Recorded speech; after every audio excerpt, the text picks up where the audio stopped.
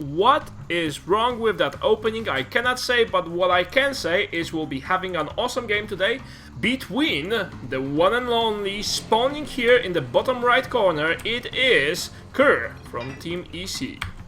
And also, of course, playing as a Protoss. Now, his opponent will be none other than, with his very cool, the Reaper. I don't know if you see that, but there's a skeleton head inside a Marine's corpse. We have from Team Empire, it's Beastyqt. Yeah, so Protosses against Terrans, it's going to be, this is the weekly series of show matches that we'll be having every week, starting from now on. If you win Beastyqt Master Cup, you will be able to challenge the last week's show match champion, and this will be the King of the Mount story of the year, and King of the Mount will be just accumulating the prize pool as long as he stays the King of the Mount. So that should be pretty good, guys. This is Heart of the Swarm beta still, so we'll be running this until Heart of the Swarm beta runs out, and then continue after Heart of the Swarm launch and Heart of the Swarm premiere. Now let's see what Beastyqt does here. He goes for a very safe opening of 1 Rax. He also goes for 1 gas, so we already know that it's not going to be some very fast gasless expansion. Very obvious, Mr. Captain. And then Kerr goes on for scouting. The map is, by the way, guys, Bel'Shir Vestige from GSL. I think it's a cool map. It's like a very much like a horizontal version of Daybreak with some changes. If you twist your head a little bit to the right, you'll see that. And Kerr already got into the Beasty's base and see what's going on. Now, what Beastyqt could do earlier on is to build this supply depot first, before going for gas. Now that of course would mean he wouldn't have enough gas for whatever he's planning to do early on, but building this supply depot very quickly allows you to deny scouting from the opponent, and some players make that choice. A very nice fancy micro with the Marine. And then we have Beastyqt that is scouting his opponent. Oh, do you see this, guys? Oh my god, it's one of the strongest things as of recently. It's going to be Proxy Factory. And Proxy Factory in Protoss versus Terran is quite hard, to be honest, to play again. And oh, I just remembered, I haven't set the stream online on Team Liquid, so let me just quickly go and do that now. We can't not have this on Team Liquid. Yeah. Apologies for the delay, guys. Rightio, so we should be good to go now. Alright, back to the game itself. Kerr, for now, does 1 gateway straight into Robo. So we'll see what he's going for. Recently, it has been extremely popular with the Protoss in Heart of the Swarm to go for an Oracle opening. That of course requires you to build a starport, but Kerr is going for a very safe build involving a Mothership Core, very fast Robo for scouting, and we will see.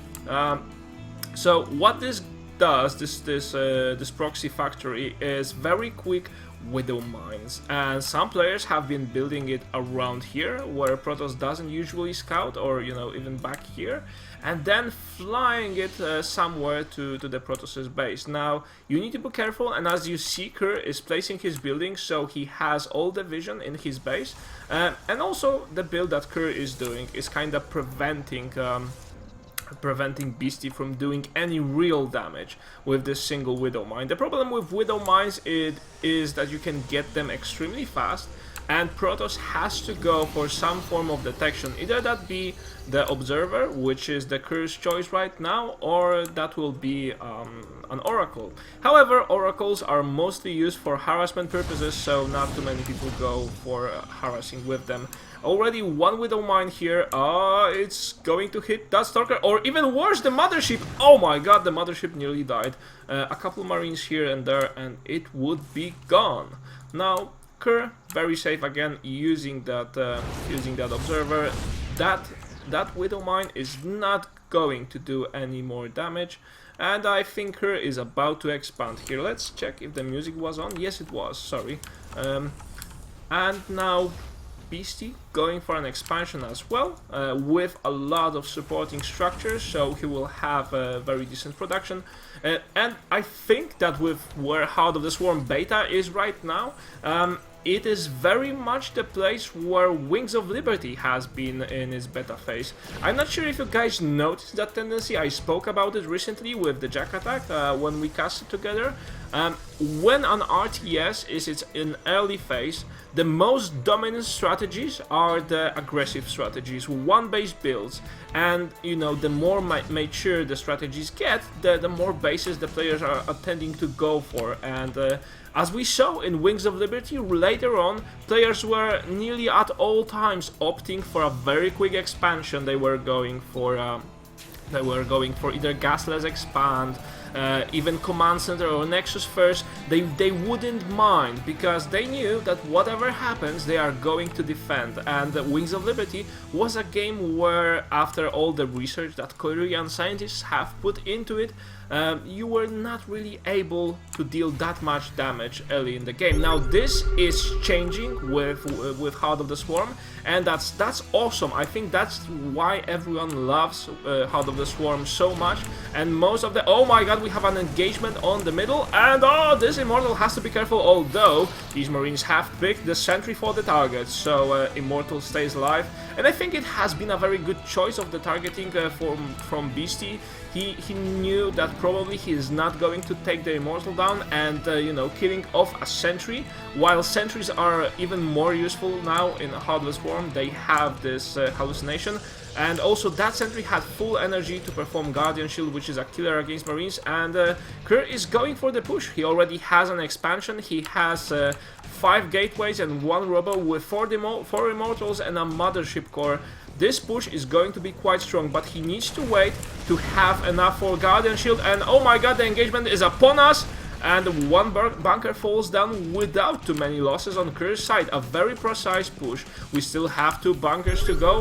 SCVs prepared to repair that. And oh, Immortals out of the position. And now, will we have a Mothership delay? Yes, we do! A very good micro. Although I feel that Kerr is slightly outnumbered in this scenario. This skirmish right here is not going in his favor, but then he pushes the Terran forward, mainly thanks to this awesome slowing down field. Kerr with 3 Immortals, warps in more Zealots. He needs that cannon fodder to go into the giant meat grinder that is called the Terran basic army. We have well, you know, even though that Kerr wasn't able to deal any major damage to Beastyqt right now, notice all these SCVs that are not mining in the period. Oh, a nice try though with a couple of force fields. Well, it wasn't that effective, but still, you have to try. Now Kerr needs to be extra careful with this push. He cannot be losing any of the supporting units. He spawns more sentries. He probably needs to wait for a Guardian Shield, but then he decides to go for it and take advantage of the fact that there were no workers being prepared to repair the bunker. And now only 5 Stalkers, but they will be enough to take care of the Medivacs. Oh, Zealots got just... they got bottlenecked. And right now, oh, Beastyqt is so aggressive, even using a lot of SCVs to get away from here. Oh, this will not be enough for Kerr, I'm afraid, and he's going to lose his whole army, even with the Immortals, and he barely just gets away with these 5 Stalkers, and you know, 1 Hero Zealot that says, ah, I was hoping to get teleported back to Ire, and this 1 probe that, is going home. This is very unusual for probes, but hey, this one has done it. So this game is turning into in favor for Beastyqt right now. He has managed to defend his natural, has a pretty decent army right now, and was able to meet his enemy in the field. And you know, I can say that they have met their equals. Now, with only 5 gates and still robotic facility support, I'm not quite sure that Kerr will be able to get the army he needs for this, especially with so many Medivacs supporting Medivacs so strong right now in Heart of the Swarm, especially with the micro you can get with the sweet boosters. And you know, Kerr on all of his force trying to get up, 1 Immortal focusing the Marauders, very nice. And Kerr still standing, but no! when Terran gets down to so few units, you kind of get a feeling, it's kind of good. But then you realize, oh my god, all of them are being constantly healed, and it's not so good. So we have a GG, first GG from Kerr, and point goes for our good friend Beasty. So the loser will be choosing the next map. We'll see what map will that be. And in the meanwhile, I hope you enjoyed this show match. You're watching it on Beastyqt TV. And I just need to tell the guys to host the map themselves. Alright, so I'll be back with you guys after a very short break, so don't go anywhere.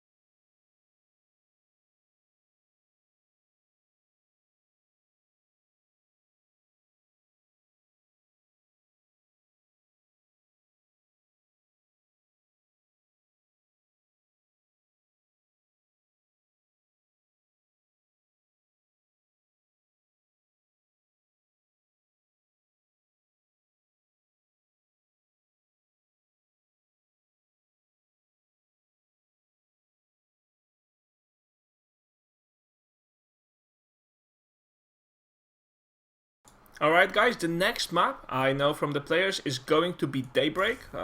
So I'm joining the map now. On Daybreak, I think that Protoss will have easier time defending than this.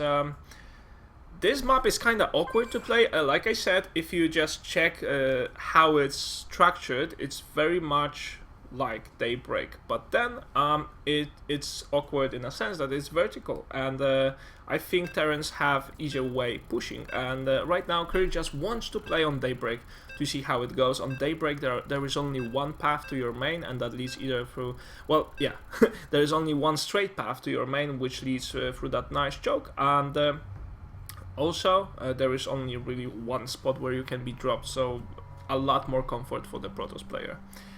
Let me switch to the game camera. The first point duly noted for our good friend Beasty, and the second game starts right now. So here in the bottom left corner he is, Empire Beasty, spawning as the blue Terran. And in the top right corner we have from Team EC, it is Kerr, ladies and gentlemen. Probably not so many ladies, since this is a mainly geekish society of StarCrafters, but hey, if you are a girl and if you are watching this or listening to it, even if your boyfriend is watching, just let us know. We really like to know if ladies are watching us.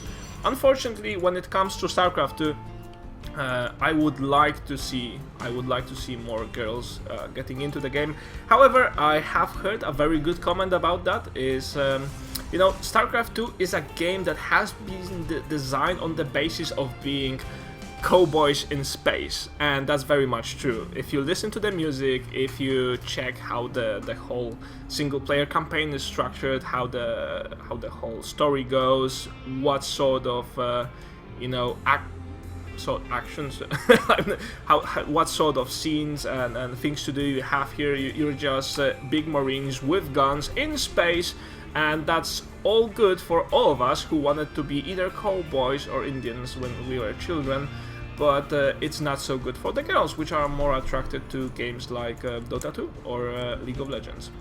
However, getting back to this game, I think we'll be seeing also one base play from both of the players. Now, on this map, the play that Beasty has shown last game is so much more potent, because your main is kinda bigger than on Bel'Shir, and if you can build, and it's a very good spot, even too good of a spot, to build a factory here and then drop out your factory over here or here and produce a couple of Widow mines. And if Protoss is not paying attention and you manage to get off with a single Widow Mine and place that around his mineral line, for example, he is basically screwed. So you need to be paying extra attention around the map and around the clock as the Protoss. Now, options for Protoss here. Again, a map with a lot of airspace around the bases, so I imagine the airplay for Protoss would be pretty strong with some Oracles play, plenty of space to maneuver around the bases. And as you can see, Beasty taking down the first scout. What did the first scout see? It saw one single refinery, it saw that there were barracks with no tech lab, and Beasty has delayed the tech lab on purpose, not to show it to Kerr. And now is scouting his opponent with a single SCV. Kerr going very boldly going where no one has gone before. It is Kerr, guys, and he's going for a fast Nexus after one gate core. I wonder what he will transition into. I imagine he should either go for a Stargate play or robotic facility very soon, because nowadays you just need to be careful about what Terran does. And also, oh, we see Beasty going for an expansion, very good. Will we having Reapers? No, we're having good old style Marauders. Yeah, Marauders are cool. To be honest, Marauders are one of the coolest Terran units. They are just big and beefy, and they are like... I know why I like them. Now I realize it. They are very much like dwarves. They have a posture of a dwarf, and the dwarves are my favorite race of all the fictional universes you could think about. And Kerr now seeing these two sweet marines, but then seeing that there's a marauder in the background, so he doesn't want to pursue that because he would just fall into pieces eventually. Robo facility for Kerr, very good, and a mothership core in production right now. Another marauder, so Beasty is going for this. Oh, he did get supply blocked, not very good. He's building additional barracks and finishing his command center on the natural. So right now Beasty in a pretty strong position. He cannot continue to push too much, and these marauders are, oh my god, they may actually target down 2 stalkers. That's too much. That's a lot more than you should be able to deal damage with just 2 marauders and 2 marines. I think Kerr has just been overzealous with his own stalkers, and what he could have done is just send his mothership core. Mothership core can easily deal with 2 marines. You need to be careful because it doesn't have too much health and shield energy, but still it's much better than losing 2 stalkers, and even cheaper if you lose your mothership core. We already have an immortal. Do we have an observer on the map? Yes, we do, and Kerr is scouting for what's going on. 4 gates, will we have the 5th one? For now, not. I'm just wondering if perhaps Kerr will go for Colossi this game. Anyway, this is Heart of the Swarm beta, so a lot of the things are just undefined. You don't know what the players are going for. There is no metagame at this stage. Some strategies are popular. Some people say, oh yeah, Hellbats are overpowered. But then a lot of things just haven't been researched yet. There hasn't been a group of Korean scientists that would definitely calculate that, yes, at the 5-minute mark, the most profound thing you can do as a Protoss is X or Y or Z. So this game is still in its cowboy stage. This is Wild West, guys, when it comes to Heart of the Swarm beta, and probably around 2 months after the Heart of the Swarm launch, it's going to be pretty much a Wild West environment, because no one will really know what the standard play is, no one will really know how to counter things, what's the best way to counter, and also I imagine that the builds will be pretty much suboptimal. In Wings of Liberty the same thing happened. Just think about how the whole history of Terran versus Terran evolved. Terran versus Terran used to be about, you know, Marines, Marauders, Siege Tanks, Medivacs and Vikings, and then people thought, oh well, I don't need Marauders that much, I will just go pure Marines, woohoo! And they went pure Marines, and that worked quite well. Oh, another 2 or 3 Stalkers being caught here by the group of Beastyqt units, and that's a very bad position for him. He has all of his army cut in 2. He will need to use the recall, or will he go for a base raid? No, he doesn't recall his units, but he has to defend with probes, 1 stalker and a couple of zealots. Not a very good choice for the upcoming day of Valentine. And Kerr is in a very deep trouble right now. Going for a base trade though, it may still work, but I imagine that Beasty can just lift off his buildings and fly away, while Kerr cannot do that or say the same. Oh, the Artosis pylon gets destroyed, another one, and there is basically no way that Kerr could produce units right now. Sorry, yeah, Kerr could produce units right now. Beasty is worrying about his main base. He saves 2 medivacs full and warp of SCVs, and he's going to transport that right to the front. And now Kerr defending with the probes alone. Oh yes, we have the power to the people, as they said. And right now Kerr just regretting that he chose that spawn point for the spore, so that is of course called a sentry, and it hasn't been able to sentry for much, and Beasty is just lifting off. As we said, there's not too many things that can damage him while he is flying, and Kerr in this awkward spot losing his main, and probably will be having a second GG right about now. And there's even a pair of barracks. Very mannered move by Beasty here, showing Kerr that hey, I'm not sure that you can win this, mate. See, I even built barracks in your base. That can't be good for you. And Kerr right now going back to his own base, but then with so many SCVs alive for Beasty, 37 against 20 probes, I don't imagine that Kerr will have much of a chance defending this. Yeah, trying to hold back, he could have used... I wonder why didn't he use the recall on Mothership Core? Was that panic? Was that just not being used to the unit itself? It could have been very useful in this scenario, especially that he's just going back, you know, he's just going for the full width of the map. He could have just easily spent... How much does it cost?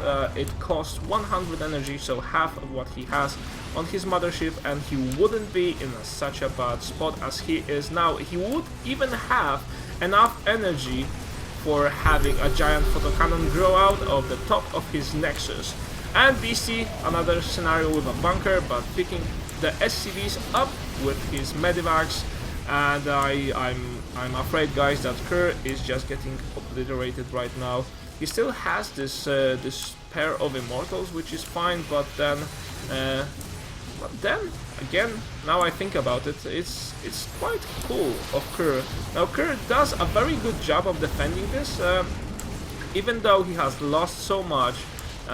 He still does a very good job, you know, of positioning himself in the battles, of using his units to their advantage, and just being effective. Now the problem is that already Beasty has a base down here, so that can't be good for Kerr. Will we have one final attempt at trying to defend his own base? I'm not so sure how this is supposed to go. There is a base for the Protoss, but I'm not sure that Protoss realizes that there is another base for the Terran somewhere downstairs. Not so good. Not so good, my dear friend Kerr. And Kerr retreats, in fact retreats to his own base, but then Beasty is on 2 bases, has used the base, and now Kerr's base is just Beasty's base. That's how Beasty rolls, you know. Don't let him into your apartment, mate. It wouldn't do good for you. He would build bunkers all over your front porch. He would build barracks somewhere in the backyard. It can't be good for your garden. So, yeah, anyway, Kerr still trying to do something. And now we have, the scan from Beasty that Beasty has needed. In fact, he already has good mineral income, he has 2 bases, so he just had to check where is the other Nexus from Kerr. And that Nexus was, so it happens, here in the 3rd base position. And Beasty is going to do a run by with the Marines, and Kerr is not really able to defend it. Run! Run like the wind itself. No, I just lose a bunch of probes. Not very good for Kerr's karma, and he's going back now, but of course with the booster ready on the medivac, he will just escape so quickly, or not. Yeah, run. I'm feeling lazy today. And boost. No, not enough. And even wasting energy for this time warp ability.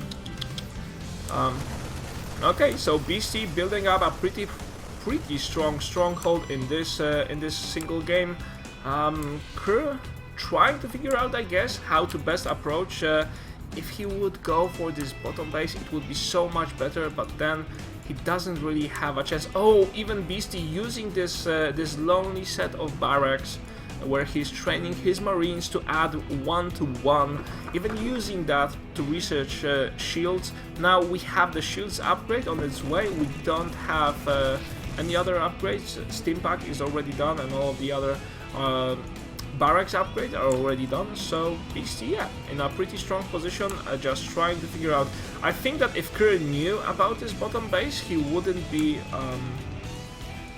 so happy. I think he's too happy. He thinks, okay, I have a bunch of late game units, because, well, maybe not late game, but I have a bunch of mid game units against your marines. I can still make it.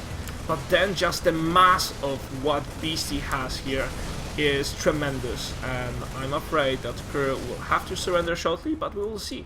There will be still at least one more engagement, and Kerr has just checked. Oh my god, there are just so many of them. Oh no! And right now probably two-pronged attack. Oh, using the time warp very nicely. I haven't seen that one before. Creating sort of a slowing down tunnel. It's and then force fields are so easy. Catching only 3 SCVs, even not, that one just squeezes through, and yes, I got in front of the line. GG and go Antiga, that is the message from Kerr. So we have the second point going straight to Beasty. Alright, so that's for the game number 2. If you're watching this live, guys, tell us how you like it. Tell us how you like my commentary, because that's always important for me to improve and to be better, to be more awesome, to just spill awesomeness or spit awesomeness everywhere through my microphone, right through the internet, and share it with all the people around the world. That's the general purpose and mission I have in life. Except drinking my wife's best tea. A couple of years back, I thought that the best tea a person can do is the tea that my grandmother did. It had lots of lemon in it, lots of sugar, and it has been so strong, and I went, ah, I love this tea. But nowadays, I think my wife is making the best tea you could do. Oh, and she gave me a huge broad smile, and since it's Valentine's tomorrow, I need to be good to her. I need to be very, very good and careful about what I'm saying. Otherwise, yeah, see that scar right here? I have a theory that says that on Witcher's cheek, that's that huge scar that he has, it wasn't from a monster. Well, in some way it was from a monster, but not from a shrieking one. Well, maybe from a shrieking one too, but it didn't have claws. Yes, it did have claws, so it didn't have strange skin. Yeah, it didn't have strange skin. That would define the monster as not being a woman. Sorry, any girls that are watching this. Alright, so now Beasty going for a supply depot. That's so awesome. Oh my god, he's going to win this. And on the other side of the map, we've got Kerr, who plays as a Protoss, and hopefully he'll be able to win this game. I mean, this is best of 9, and I just hope that we will see. Well, I think as a players, these two guys are pretty much equal. Beasty may have more experience, but Kerr is a very strong player altogether. So, and also this is, you know, Heart of the Swarm beta, so a lot of Wild West thingies. And the question is right now not who's the better player, the question is who's the better and more ballsy cowboy out there, because the cowboys are the guys who are winning the matches nowadays. And it seems Beasty, even though most of the times he plays Wings of Liberty, pretty damn strong as a cowboy in Heart of the Swarm beta. By the way, since this is the beginning of the game, I've got a small announcement for you guys to make, which is that at Heart of the Swarm launch day, which is the 14th of March, so that's technically 1 day after it launches, because it launches on midnight.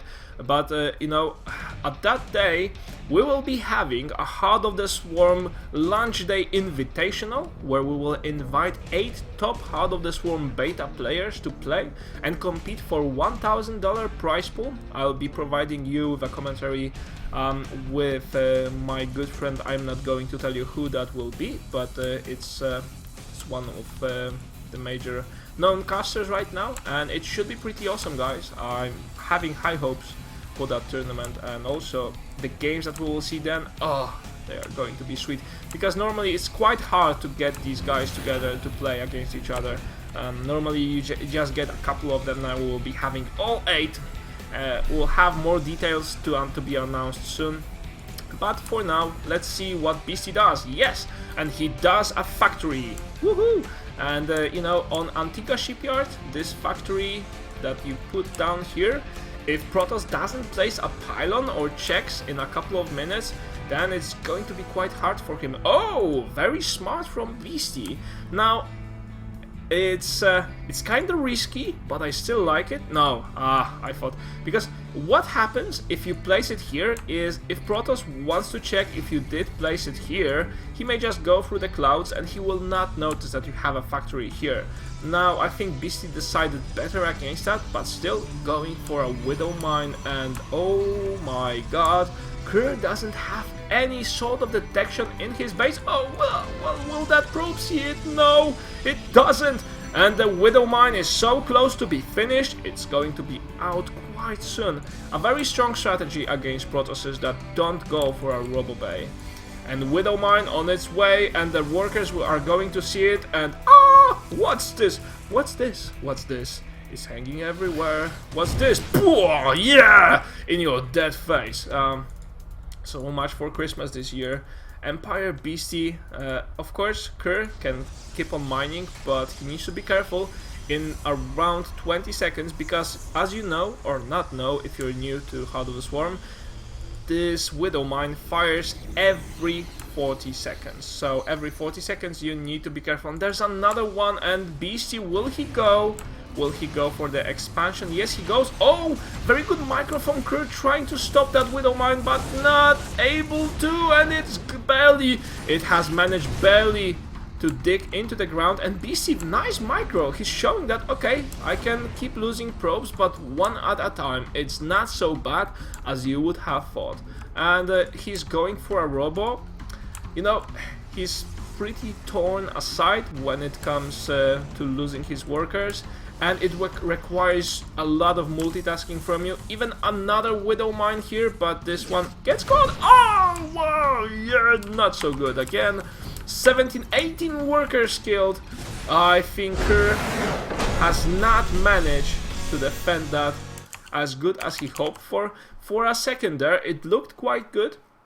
His defense with splitting the workers across 2 bases, it all just delayed what Beasty was doing, but eventually he was not able to defend effectively enough. He was not able to stand and keep losing all of his workers. And even though he had 2 bases, which is kind of good counter, you should go immediately for a Robo-Bay after that, I guess, where... Yeah, this is pretty much where we stand with the current Zerg, Protoss versus Terran. It's quite hard for the Protoss, in fact, if you don't go for any detection. Now, one other safe way to open is to go Stargate opening, because as you know, the Oracle has this reveal ability, which is also a detection. So, is it reveal or whatever it's called? Yeah. So anyway, going for a Stargate opening, also very good at countering hidden units, but then you will certainly lose a couple of workers, but then you will just have time to produce another Oracle, and if you get back in time, if you are in your base in time, you'll be able to deal with that Widow Mine, as opposed to going just for gateway opening.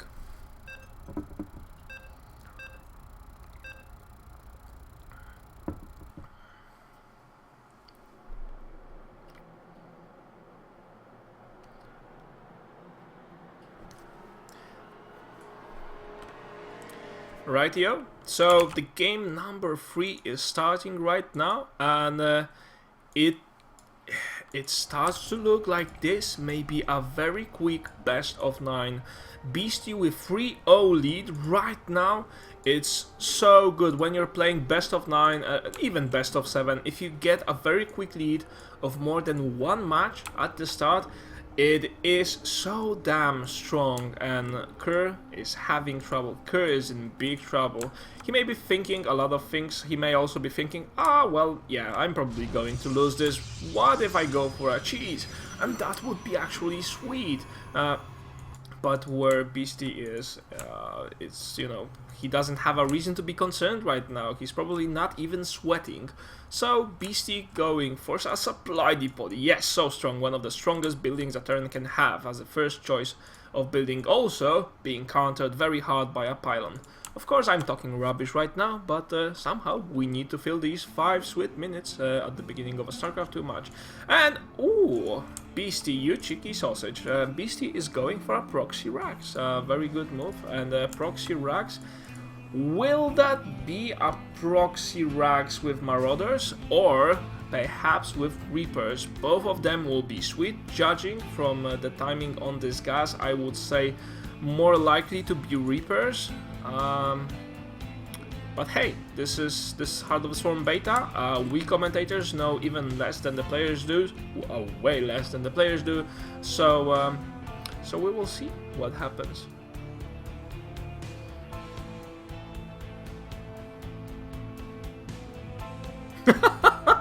And someone at the chat says it's Foxer O. Bonnie, does Yegwen train at home his English in front of a mirror? No, I don't. I just talk a lot during work hours, and because I work with both people from UK and US. And also, I have been casting so much, it kinda just gets better. So anyway, Kerr is scouting his opponent. Beasty doesn't have anything to hide, and he doesn't have anything to show because the barracks are here. And a Reaper, it is, the Fierce Reaper is on the way. By the way, I'm not sure if you've seen that earlier on, but Reapers now have this sweet... Oh, they don't have it anymore. What? Where did that happen? When did the Reapers stop having vision up ground? Oh no. One change we have missed. Okay, I was going to tell you a cheeky story about how Reapers got better by having the vision up, upside hills, but no, they don't no longer, they have been too strong apparently, and Blizzard have nerfed that. Right now, Reapers have received some additional health and are still very good units for harassing, but as you can see, they no longer have the sweet plus light bonus damage, and this mothership being so frenzy. You dare to attack my zealots? Sorry, I should have said that in a screechy woman's voice, but yeah. And this Reaper using a medkit, not so good. Yeah, not very good using medkit right in front of this angry old lady, which is the mothership core, the mama core. And yo, mama is so fat that she can fire bullets. She just needs to squeeze them in her belly, take a deep breath, and then, yeah, straight onto the Reapers. And right now the Reapers just got scared and run away. The main change I think they will be undergoing in Heart of the Swarm is the fact that they heal very fast outside combat, even faster than the Mutalisks. Thank you very much, my dear second consciousness. And yeah, Kerr just scouting around for this hidden barracks. He wants to see where they are. He already has a stalker here, so he's pretty much confident. Yeah, I can take this. A very good defense, that needs to be said, a very good defense against the Reapers, but they know why they no longer have the vision up ground. Do you need to research that or what? I'm not sure you do. Okay, and Beastyqt going for a factory, starport, another pair of barracks, and that's pretty much it. Yeah. So, Kerr is now going to be annoying as hell. Because with the mothership core and with Beasty not having any sort of shooting force that would shoot down this mothership core, it's going to be so annoying. But what he will need to be careful about is to just fly back home, because there's a Viking on the way. So even though annoying, I think that Terran will not be so concerned with it. As you can see, Beasty is doing a pretty good job with defending it and just repairing his own workers, and eventually Kerr has only managed to kill off 3, and now he's going to lose the mothership core. 3 losses, still kinda okay. He also uses the time war ability here on the minerals, so these workers gather minerals slower. I'm not sure that's a good idea though, because you need to remember that effectively only 2.5 workers are needed to mine minerals. If you have 3, 1 is standing and waiting in a queue. Although at this stage of the game, yeah, it may slow his income down. A very nice and interesting choice of strategy to make this mothership core at least a little bit effective. And again, these Reapers being the biggest annoyance a world has seen in 5,000 years and still get destroyed. Sentries being warped, and Kerr, I think he has this game in a pretty stable spot that he likes. His opponent doesn't have an expansion and just right now building up his army. So this cheese that Beasty has done, it didn't pay back that much. Normally Reapers in Wings of Liberty would have killed a dozen of workers, but they no longer. They don't have the bonus against light targets, and that's what I think has not paid back here. Now, I seem to think that Kerr, with the forces that he has right now, can afford to even go for a third base. I'm not sure he is aware of in how much bad of a spot is Beasty, but then Beasty is doing a Hellbat drop, and we have spoke about this recently so frequently. Hellbat drops so strong, and I think the Nexus Cannon is going to be used. Oh, no, he waits. He waits, and how many workers did he lose? He only lost 4 workers. Not too bad, considering the fact that Hellbats just wreak havoc. Sorry for that, that's my company phone. Just let me put that back on the silent mode. I'm no longer on watch. Okay, so Beasty with this Hellbat drop, again not doing enough damage, and Kerr managing to stabilize the game to a point where he's just happy about it. And now going for more observers, he needs those, he needs to be careful where the drops will be coming from, and Beasty trying to go for a push, although it seems he doesn't have enough force to deal with what Kerr has. And still Beasty not going for an expansion. He's playing this from one base. He wants to end this with one final timing push. I think it's a sweet decision. I think it's one of the things I love about Heart of the Swarm. The beginning of the game has just got so much more dangerous that you need to be extra careful, and oh, one force field would be enough to get this killed, and this siege tank gets ripped apart. Again, Hellbats in this mineral line, not so happy. Kerr is 9 workers lost together. Again, not so many losses. Good reflexes by Kerr. So let's sum up where we stand with the armies. Army supply wise, Kerr is in a very happy spot right now. This is the very special spot in your heart where you go after you have a hot chocolate drink. And Kerr has been experiencing the same right now. He has bigger army, he has a base advantage. He knows that Beasty didn't go for an expansion, and if Kerr holds this back, if he manages to produce more and more units, eventually he will just steamroll through Beasty. But Beasty being, he's not being very light on Kerr right now. Drops all time long. And the drops are more dangerous ones. Kerr has split his army not very effectively, and this is in fact very unfortunate. Picking up these 2 or even 4, picking up all of his units now. Beasty, you're a god when it comes to micromanaging your drops. And Kerr has to be very careful now. He has lost more than he should. Probably what would be a good way to deal with all of this would be to place some cannons, or perhaps use this Mothership Core's new ability, which is the Photon Overcharge. Sometimes people feel that, yeah, Terran is going to escape anyway, but still, it's worth dealing the damage, and perhaps you'll manage to shoot something down. A very good set of force fields. These siege tanks get blocked, but then Medivacs pick them up. And again, Beasty showing how strong of a player he is. I think he'll be one of the most shiny stars in the heavens of Heart of the Swarm. After it launches, Beasty has been a very strong player for a while now, and he's just on top of his game, it seems. Again, doing a drop to annoy Kerr, and it seems that Beasty may be back in this game, even though he had a disadvantage earlier, but he is still decided, I'm going to finish this with one base push, and he holds on to his base, single base with his 0 life.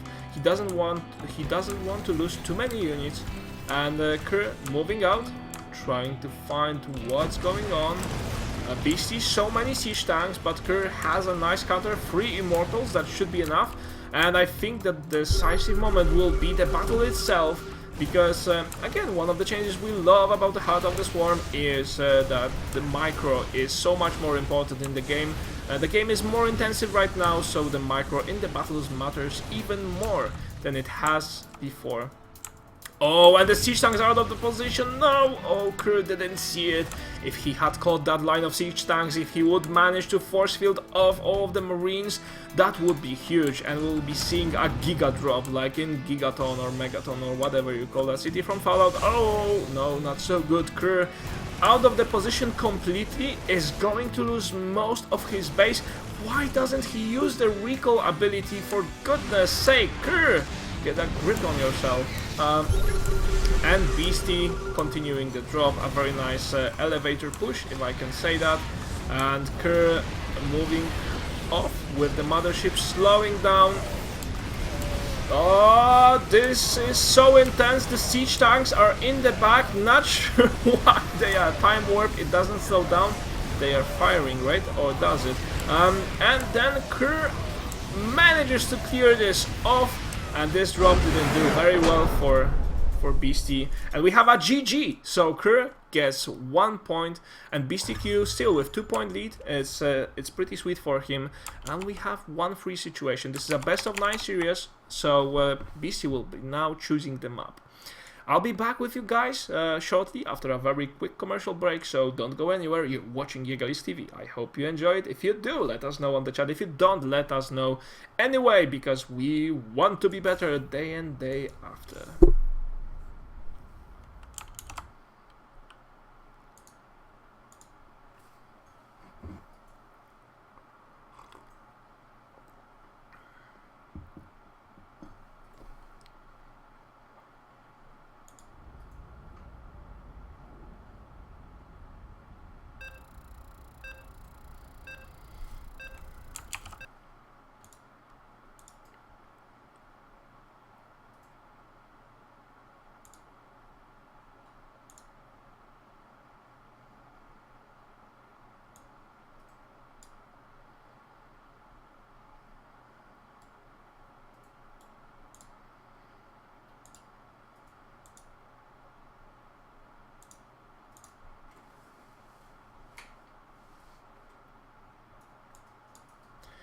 Alright guys, we are in the game number 3, where Beastyqt spawning here as the blue Terran in the left top corner of this space station map, if I'm not mistaken. A very weird choice, to be honest. It's a ladder map for sure, but it's not considered to be a very tournament oriented map. But hey, things change on a day-to-day basis. Now in the bottom right corner we have a guy who has just managed to hold off any aggression that Beasty had in store for him.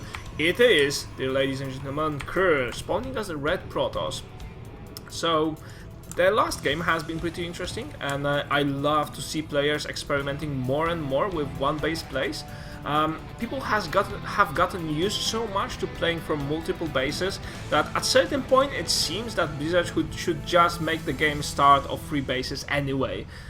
What probably would happen then is some Korean guy would discover that, oh, if I'm starting from 3 bases I can build 3 more, and that would become another way of standard playing, and then it would all become the good old same let's compare who has the longest one in the mid game and the late game, where you are comparing the sizes of your army in form of a giant battle. Now in Heart of the Swarm, it seems it won't be that way so much. There will be much more risk calculation involved. You will still need to be careful about your economy, but it seems that playing of 3 bases will be much more difficult. So 1-2 base play Don't quote me on this, but it seems 1 or 2 base play will be the dominant for a while now, and with so many harassing options, each race has got one more way of harassing enemies. With so many harassing options, I think Heart of the Swarm should be a much more enjoyable game to watch, a much more entertaining one, and hopefully it will just drag even more people into esports, and that's the eventual goal of every single one of us. Really.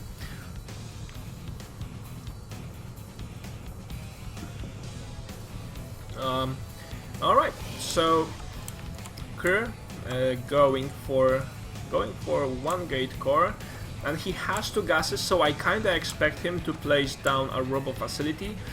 That's something you can do because these players, it's not that they have practiced every single strategy against every other single strategy like they had in Wings of Liberty. No, right now things are much more undefined, so I would expect Kerr to react to what happened in one of the previous games, and since he saw that Beasty was playing very fast Widow-Mine, then Kerr may just go for a very quick robotic facility.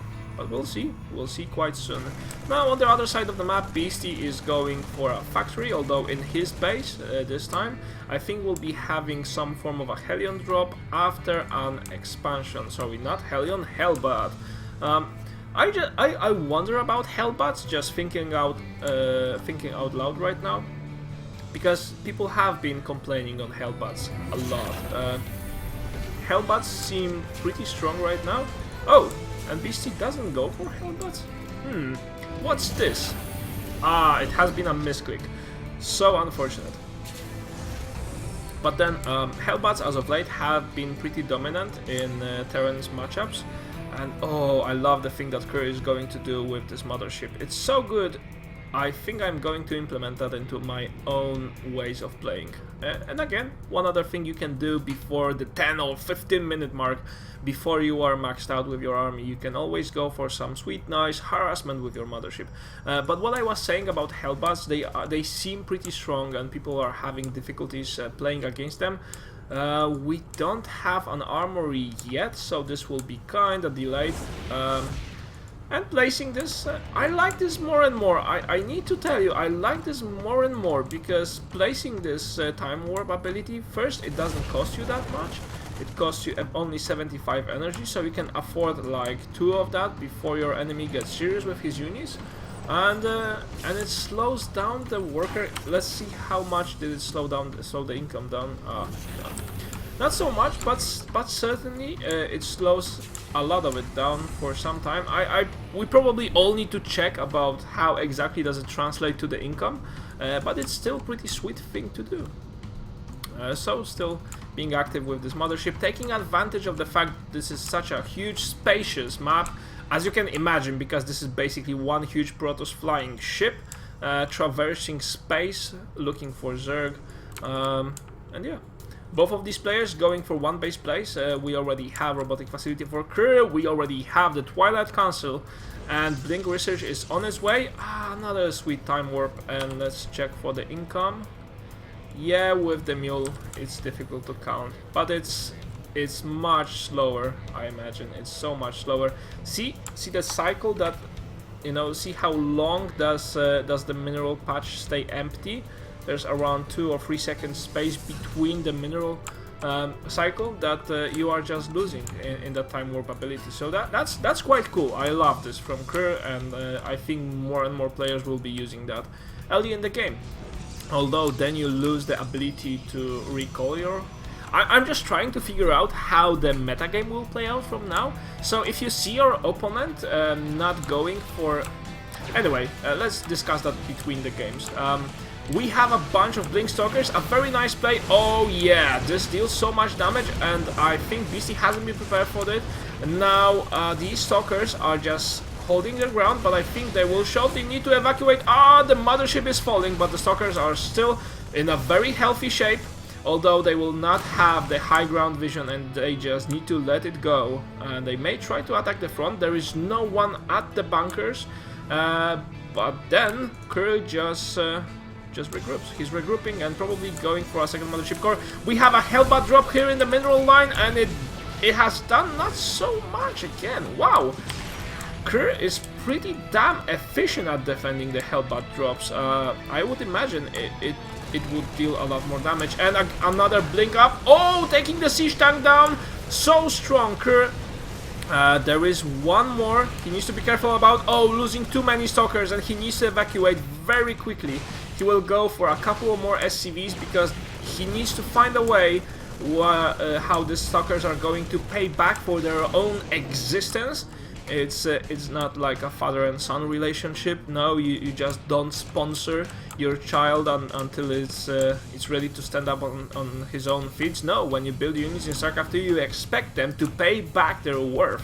And that's exactly what Kerr is doing right now. Sweet Blink Stalker play, although Blink research is now much delayed due to the fact that the Mothership Core just gives you the high ground vision. But still, Blink play, if you chrono boost that, is pretty damn strong. And oh, it seems the starport will fall, and yeah, ideally it does with 100 hit points. That was barely enough. And Beasty taking down this observer. Sweet game from both of these players. Will these mass of stalkers be enough? It seems so. This one needs to be careful though, or because it only stands on his back legs, and starport is eventually going to fall. There is no way that Beasty is going to save that, although we may see him again. No. Okay, Kerr focusing down the orbital command, and this is basically the way you should execute the Blink Stalker play in Heartless Swarm. First, he slowed down the economy of his opponent using the Time Warp, and the command center gets shot down. A very nice play by Kerr here. And Empire Beasty trying to defend with siege tanks, but Kerr just positioned himself in a way that he can deal with this, and says, well, yeah, I'm dealing with it, mate. Oh, this factory, only 2 shots left, and yes, it goes down. Very good for Kerr, but he needs to be careful, not getting too over-aggressive right now. Is there another observer on its way? Yes, there is, but very far away. Do we have another mothership? Yes, we do, but again, needs to traverse the whole map before it gets home. So right now, Beasty building a lot of barracks in his base. He's not looking so strong as in previous games, and Kerr sees an opportunity and he takes it. And we have a GG from Beasty, so Kerr taking game number 2. Wow, what a good game. I think the term GG was well deserved this time. Not that previous times was not, but what I meant was it was a really good game. Although, did you notice that I think if you are watching How I Met Your Mother sitcom, then you have probably seen that already. But there are basically 2 ways the same compliment, or not even a compliment, the same thing you say about something or someone. There are 2 ways it can be taken, and it all depends on the one who's receiving it. So if I say to a girl, your hair looks nice, and that girl is into me, let's say it's my wife, just for proof of concept, she will take it. Oh yeah, thank you very much, and all of that. But if I would say that to a girl that just doesn't like me, I would turn out creepy. Why are you saying my hair looks nice? So the same can be said about StarCraft, about the way you can comment on it. And that's a general truth in life, guys. The same thing said to a different person means something completely else. So be careful where you want to come off creepy or where you want to come off cool. Okay, another game is upon us, guys. 2-3. This is pretty equal, although Beasty has started with 3-0 lead right now. Kerr is catching up, and he may yet be the winner of this show match.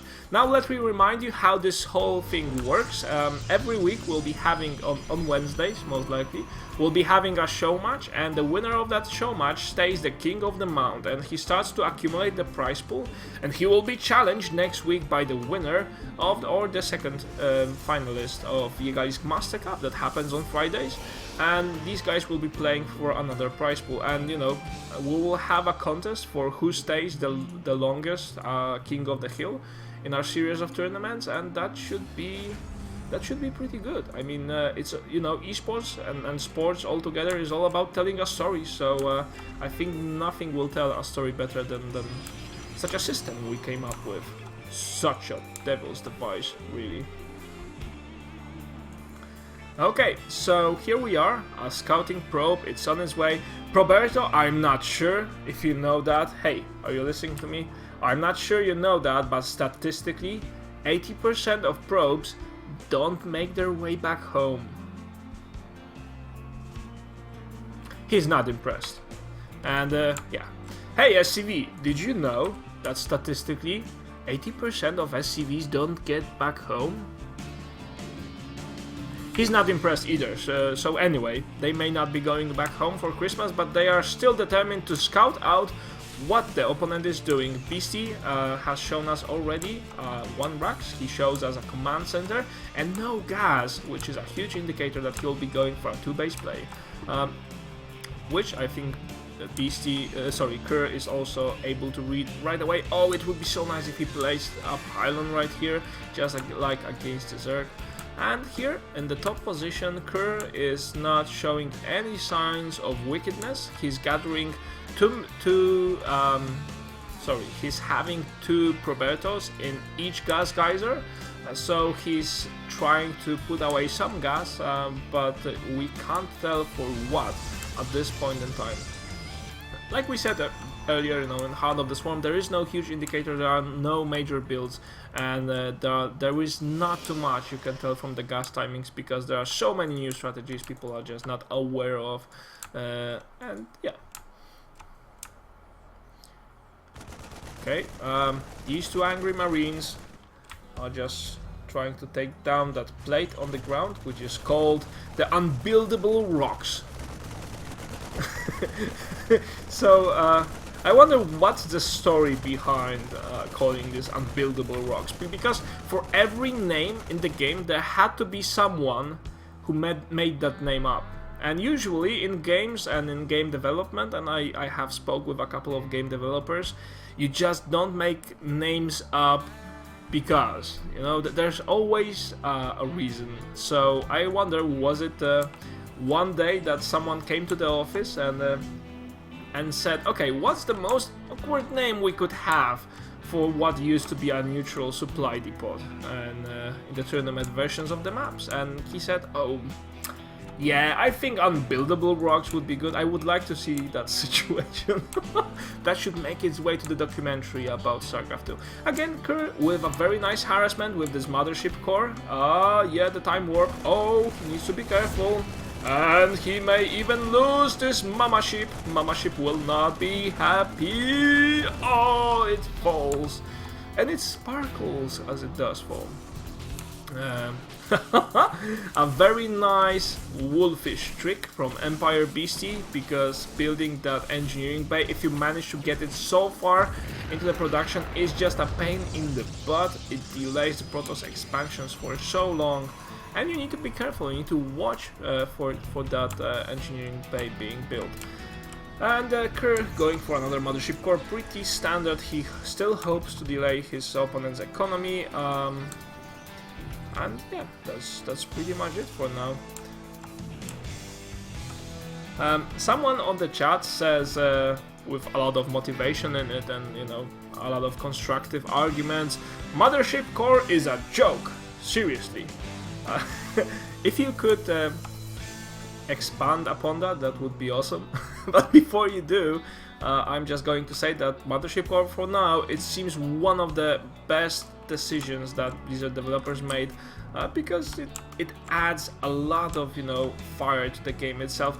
It's all about the possibilities you have in a game. So with Wings of Liberty, some players could read their opponents if they would get around 30 seconds of scouting at a certain point in a game. And they would know everything. They knew every single gas timing, they knew every single timing on the expansion, on the gateways, on hatcheries, spawning pools and all of that, and they would just be able to tell, okay, this guy is going for strategy X. Now with addition of units like Mothership Core, the new Reaper, with the Spud Beast, speed boost to the Medivacs, it's all going to be a more active game, and there will be a lot more skill involved into managing your armies, economies, and all of that jazz, because it will be much more variable. And you know, StarCraft 2 has always been a game of not knowing the variables and trying to read them, and I think scouting will become even much more important now than it has been. All of different things will happen upon sorry. I'm just trying to be popular, guys. Whenever you say porn, there are 5 more viewers coming to watch your stream. But upon the launch of Heart of the Swarm, we will have many more positive things like that happening, and I'm very hyped for that. Okay, so Kerr right now having a Colossi, which we haven't seen in this series of show matches yet, and going for a charge upgrade. Now he's gathering so much gas. I'm leaning to think that he will go for High Templar, although that may still be different. Now, it all depends, because if you're gathering this much gas and you're not producing even more Colossi, then what you're wanting to do is to show this one single Colossi to your enemy. Then he may just go Vikings, because Vikings, you know, are a known way of countering Colossi. And eventually, what you will go for is you will switch straight to High Templars and Archons, and they will have a lot of useless Vikings, and you will lose only one Colossi. Also, a big tell of that is that he didn't go for external thermal lance, and I'm actually happy, because it's one of the things that that I know about Heart of the Swarm. And yes, he goes for High Templars with Storms, possibly Archons as well along the way. A lot of Zealots, so all of the gas will get chewed up by the Archons themselves. And he goes to attack. He shows, okay, this is what I've got in stock for you, my dear old buddy, so how will you react to that? And he just gets back to the base. Now, Beastie goes all tense, and as he says in his head to himself, oh no, I'm going to deal with Colossi now. Smartly builds a supply depot up front. It's not that it's going to hold back Colossi, but what it will create is a nice choke where the Zealots will get all mashed up, and they will be destroyed by siege tanks. So that's a very nice move. Kerr going for a first base, and we are having a very passive game. I think there is a drop coming his way. Yeah. By the way, if you haven't noticed that before, if you want to do a Hellbat drop, you cannot hope for these Hellions to transform to Hellbats in enemy space. You need to transform them earlier before you drop, because the transformation itself takes 4 seconds in game. That's a long time, and you can get your ass shot down before you even manage to deal some damage.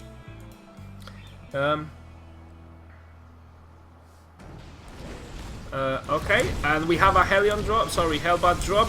Again, Kerr being very effective at defending this. Not so very effective this time. In previous games he didn't lose that many workers, but now he has lost 11 total with his scouting probe. That didn't go back home, by the way. He didn't listen to me, and he didn't go back home. And the game is pretty damn stable at this point. And also, I think that what Kerr could have done is to try to feed back this Medivac. Yeah, it would have worked. It would have destroyed this whole threat to the galaxy, and now he just needs to be worried at all times. Beastie with a nice sensor tower, although against Protoss I'm not sure that's 100% necessary, but then if you're on 3 bases you can just afford that easy peasy. Anyway guys, we have recently joked about it, but by the way, I just wonder what will happen. What would happen if someone wrote a mod that would take into account the morale of your soldiers? So, for example, if we have a scouting marine, so you stimpack one single marine and send it out to run up the ramp of your opponent's base and see what's waiting there for you. So, what would happen with the StarCraft 2 metagame if that marine would say, hell no, I'm not going there. He would just rebel. No way. I'm not going there. Well, freaky things would happen with StarCraft 10. And this single marine being kinda risky, trying to find out what's the positioning. Still, I think the upcoming battle is going to be mainly about where do these guys position themselves. Now, if Kerr would attack this position of Beasty, he would be hugely successful because Beasty is just caught in a jar here.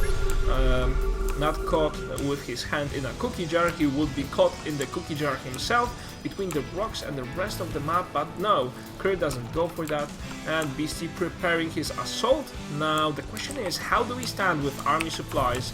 Army supplies wise, oh, Beasty is so much better off, and oh, Kerr again losing so many workers, another bunch, but then makes a very good choice of placing a cannon here. Cannons are always good to deal with the Hellbats.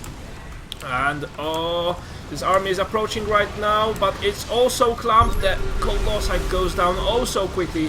The Nexus falls. I think this will be cleared by Kerr, but then will it? Oh, such a loss of these High Templars.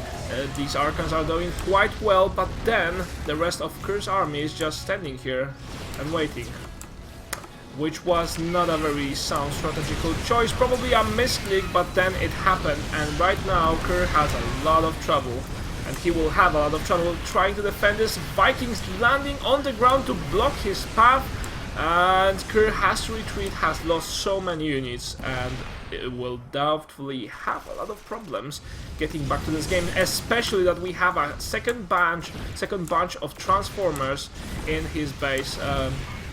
By the way, what I think will happen is that Hellions will get the status of armored units, so they can be picked off more easily, since they are, you know, high risk, high reward type of unit, instead of let's drop a freaking siege tank that shoots flames into the enemy line, because Hellbats have pretty much the health of a siege tank. And yeah, a final battle is again here, a very nice Seeker missile on this Immortal, and wow, a very good targeting by Kerr. Also takes down a lot of Medivacs, but then let's see how many workers does he have. Oh, 48, that isn't that bad, and also I think Beasty doesn't have that much army right now, army supply wise. No, he still has more, so oh yeah, it's very much impenetrable right now. Not very sure that Kerr is going to make it. Alright guys, so the game stabilizes for a bit.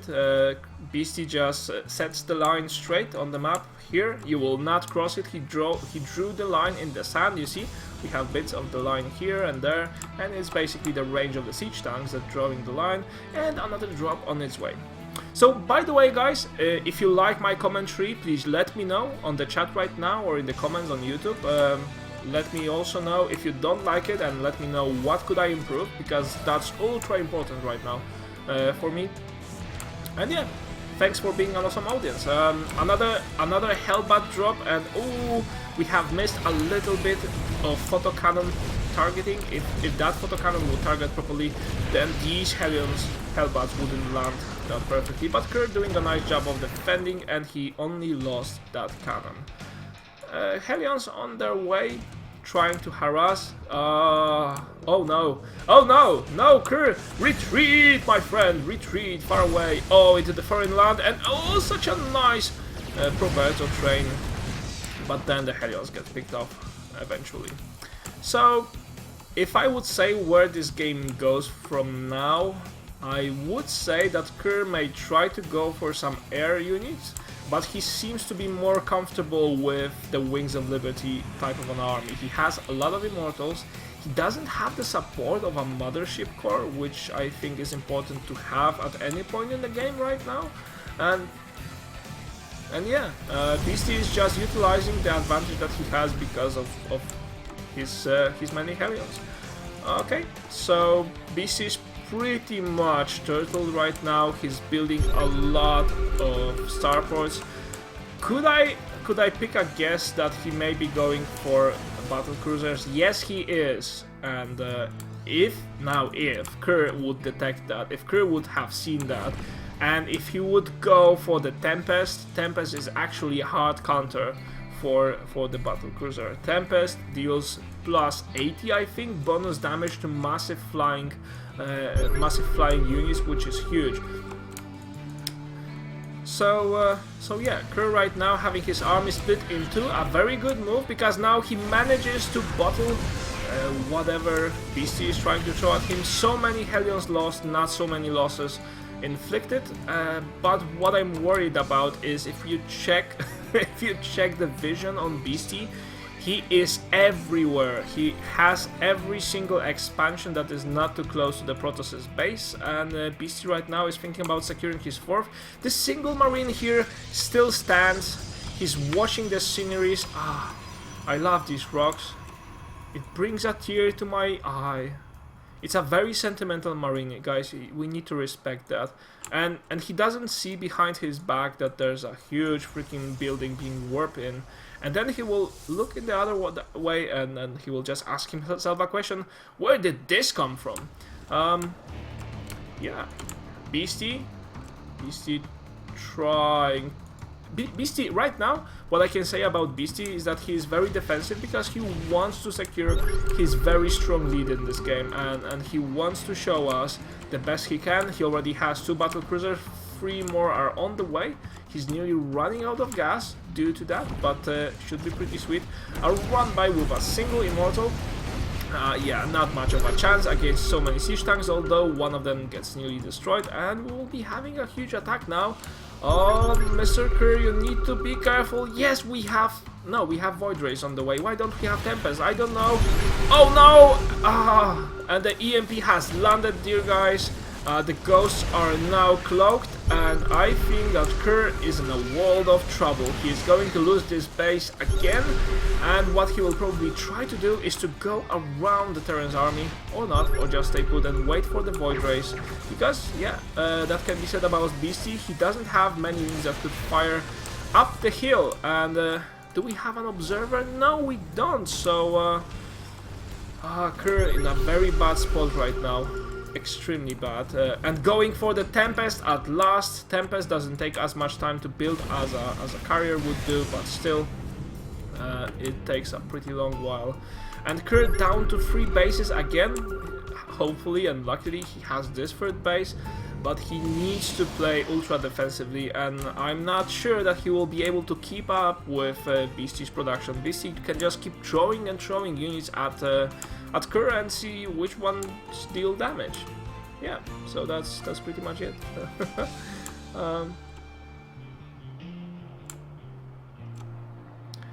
Okay, so Kerr will have enough Tempest. Oh yeah, it starts to become sweet.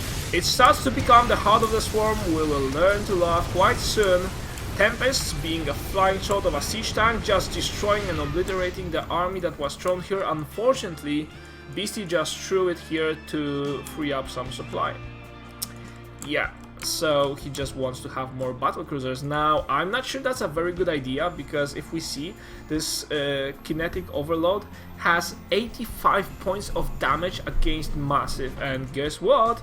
The battle cruisers are a massive flying unit. Yeah, these sons of bitches are going to get their asses whooped by Kerr and by this bunch of Tempests, and I am not sure that going for so many battle cruisers is in fact a good idea. We'll see. I mean, I'm hyped for this battle. I want to see what's the outcome.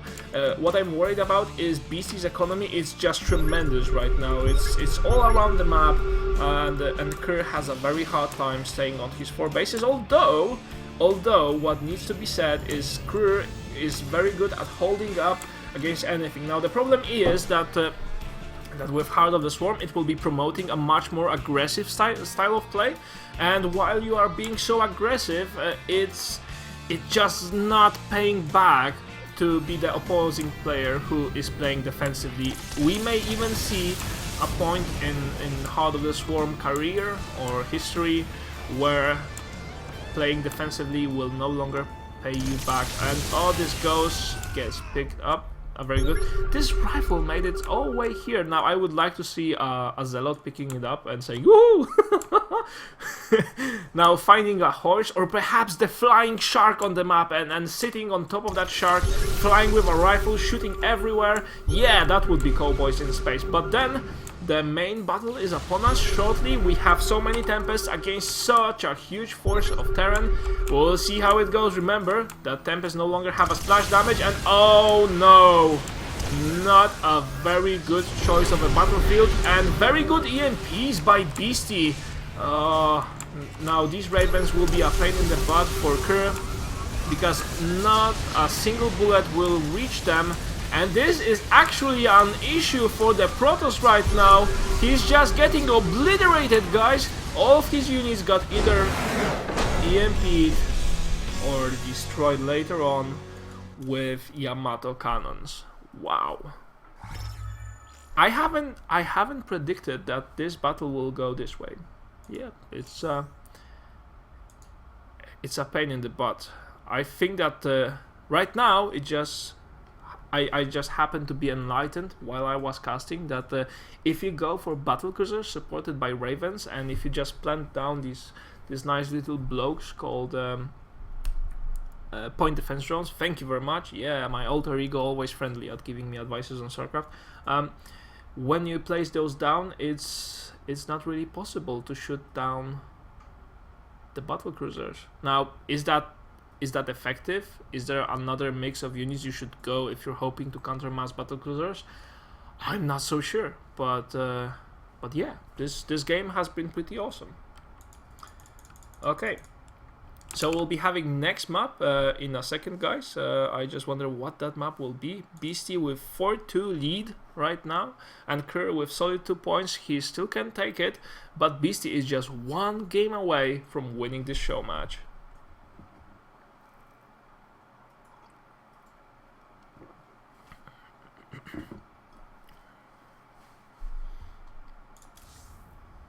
I just saw a comment.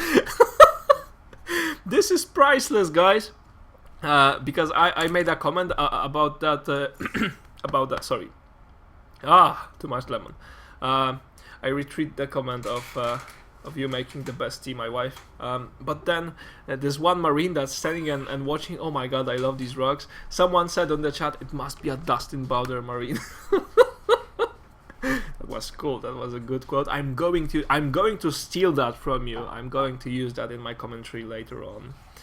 This is best of 9, and it should say on the overlay, but it doesn't. Oh, we need to fix that right away. And show income tab from downstairs. Okay.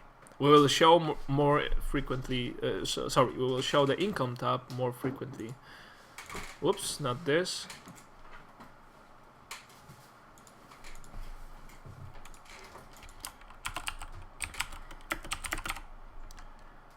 Yeah, it says best of 9 now. Okay, guys, so possibly the final game. If not, then we'll have more. Nearly, I played against Beastie. I don't think I would stand a chance against this beast from the east, but hey, that's how the lobbies works. What I was saying before, I don't know. I was saying too many things today.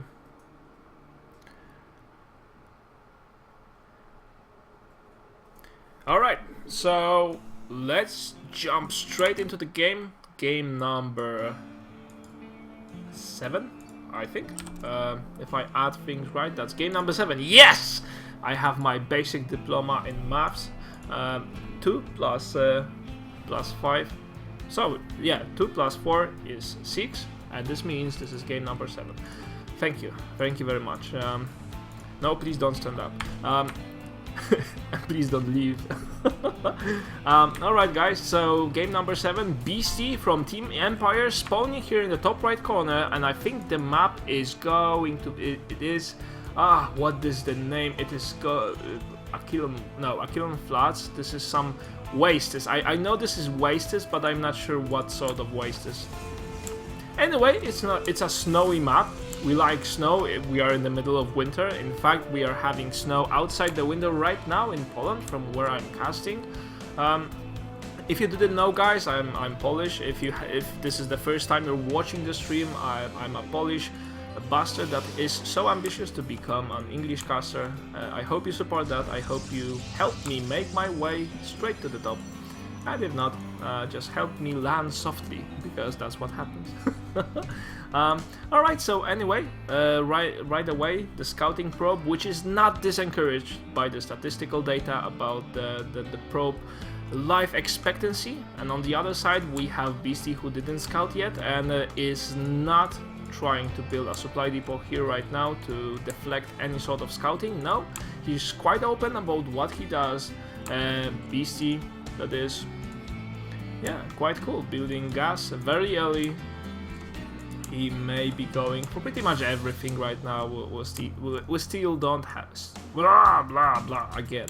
Thank you very much. We still don't have a set sort of builds, so he may be going for pretty much anything. And he's going for a Reaper. And remember, guys, Reapers don't require tech lab anymore, so you can have them much faster than you used to.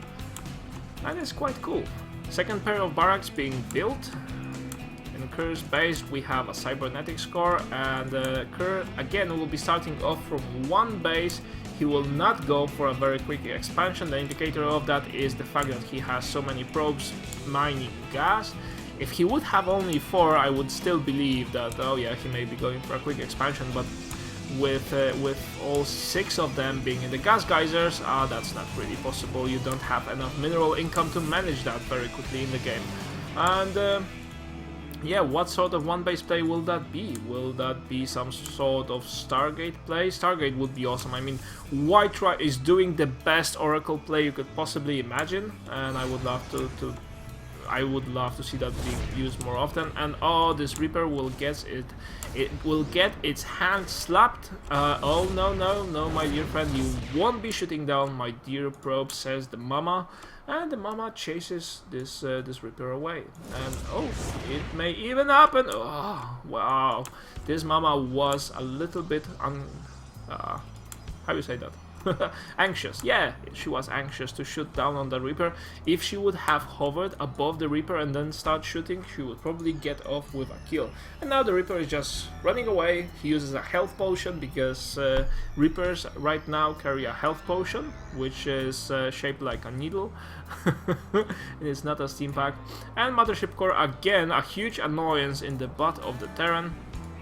The question is, will Beastie have enough Marines to deal with that? No, he only goes Reapers, so I imagine this Mama ship will be a point of huge annoyance for him. Barracks again being built. Even more Reapers. Ooh, well, this may get nasty. Wow, it's going... I must admit, guys, this is going to be an interesting game. I always wanted to see how this works out. No Marines, no way of defending. I think he should go for some lonely SCVs like this one first. But then... no, he doesn't. Okay, so we'll see how this goes. Mass Reapers from this side, and defending will be only one Stalker. Where is the other one? The other one is here. Okay, so it's quite okay, quite fine, but then... oh! Run away, friend! No! No, yes, he has died. And now this is the oh shit moment for Kerr, and he realizes, okay, I'm in trouble. On the other side of the map, we have the Mama ship who has... where's the Mama ship? Who has retreated? No, it has been destroyed by Marines, and Kerr has to defend this force of Reapers. Luckily, not that strong, so he still stands a chance.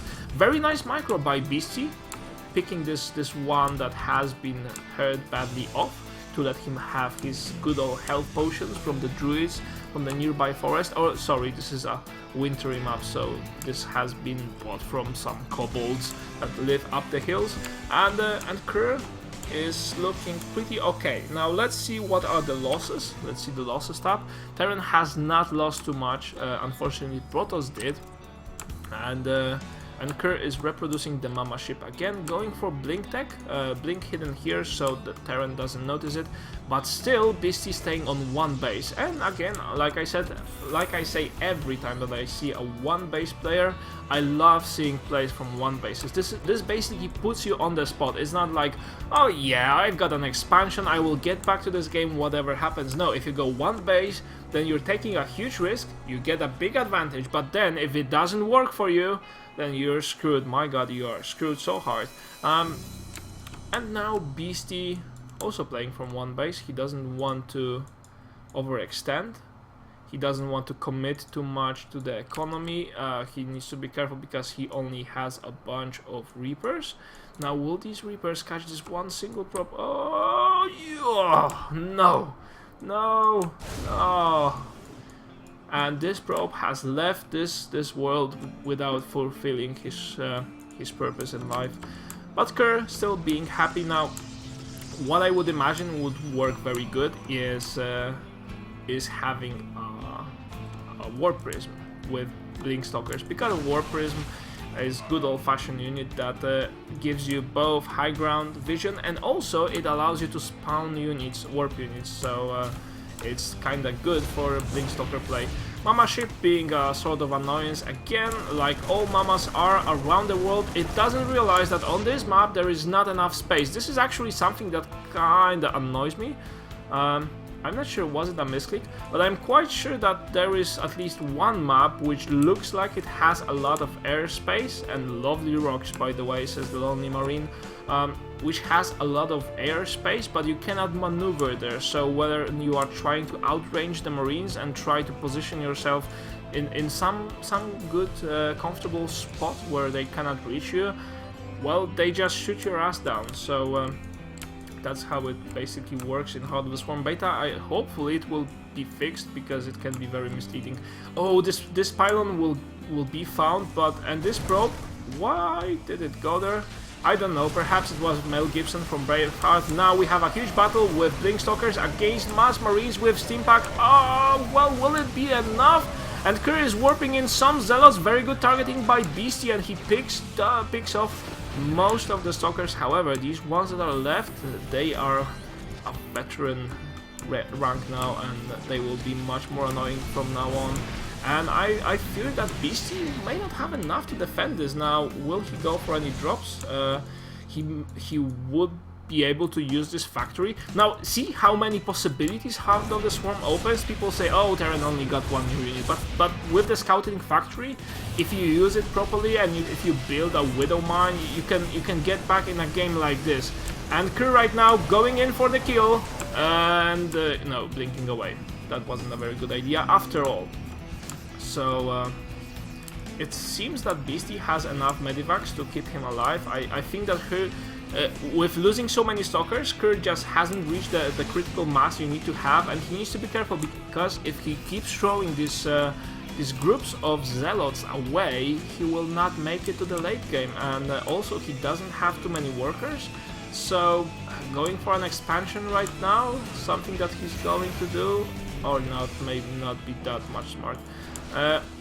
And this factory has been spotted. There is no Widow Mine here, which would have been sweet again, because Kerr has no detection. That would be actually a hard counter for him. And Beastie moving out with his huge force, is huge compared to what Kerr has. And Kerr going for this, oh, the sweet little baby called the Dark Shrine. And by the way, guys, I'm not sure if you know that, but Dark Shrine is now cheaper to build, and it also, I think, takes less time to build. So it may actually save him. Interesting. This will be mighty interesting. Okay, so Beastie moves up, but then he may... Oh, very nice by Kerr. He just tries to draw Beastie inside his own base, and he already has the two Dark Templars. He wants to spare one. Yeah, waste your scan, my friend. I have more from where this came from. You only have one command center out of energy, so you are screwed. And you are screwed hard. The question is, oh, Beastie taking down the pylon, so good. And right now, this Dark Templar, although we don't see it, is wreaking havoc at the front of the Terran's army, and is probably enough to finish him off. No, not really. Okay, so Dark Templars now don't do enough damage to the Marines, and the Marines needs 2 shots to be destroyed by Dark Templar. Okay, so Kerr is in a kind of okayish position. Well, no, not okayish, sorry.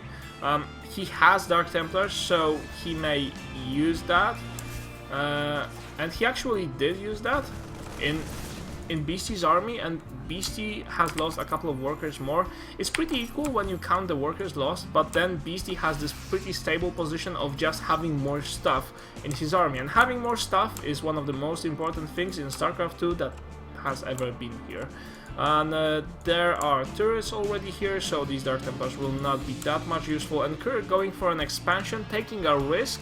I think that these Dark Templars may keep him alive for a little bit while longer, because they will force the scans out of Beasty, and Beasty just cannot afford to keep scanning from one base only. And also he doesn't have enough resources, or well, he doesn't have enough composure to be able to take down the expansion. Sorry, to take an expansion. And also he has at last completed a detector, which is Raven, and is now on his way flying to meet whatever the Protoss has. And I'm kind of afraid that Protoss doesn't have enough. 3 Archons against so many units, not so good, especially considering the fact that this Raven has a point defense run, enough energy for it, and that will basically make all the Stalkers obsolete. And oh, a very nice Seeker Missile, boom! And this Archon goes, why me? And again, a Dark Templar at the front, but there is Dark Templar, well, has not been detected long enough, but then Beasty just has enough stuff to to push this through, and Kerr has to defend. And we have GG, and Beasty takes this show match 5-2, 5-2, or 5-2. So 5 points for Beasty, 2 points for Kerr. Awesome show match, I think. Both Kerr and Beasty quite equal players, I would say, in terms of skill. Beasty perhaps has more experience than Kerr, but I'm not to be a judge of that. I hope you guys enjoyed it. We brought it especially for you. So if you liked it, please let us know on the chat. If you didn't, let us know why and what can be improved. Of course, if you say, let there be a $1,000 prize pool, I will say that there will, but not right now. So yeah. Anyway, guys, I hope you liked it. Let me just talk with the players briefly. I'll be back with you after a very quick commercial break, and we will talk this through.